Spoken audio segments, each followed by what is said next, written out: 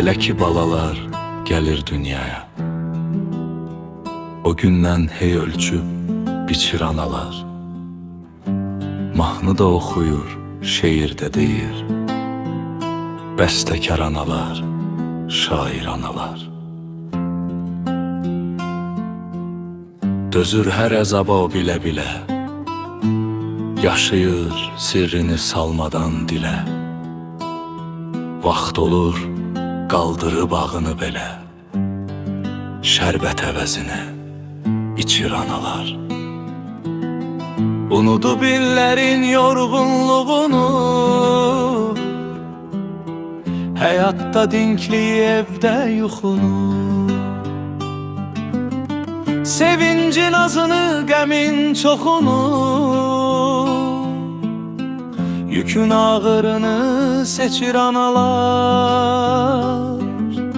Alnında zamanın açtığı qırış, başına qar tökür, qar ələyir qış. Odun istisindən aralanmamış, suyun soyuğundan keçir analar.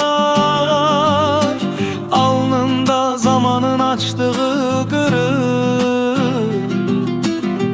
başına qar tökür, qar ələyir qış. Odun istisindən aralanmamış, suyun soyuğundan keçir analar.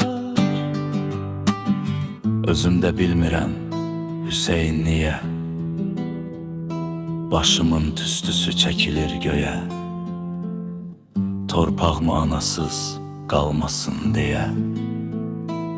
Torpağın qoynuna köçür analar.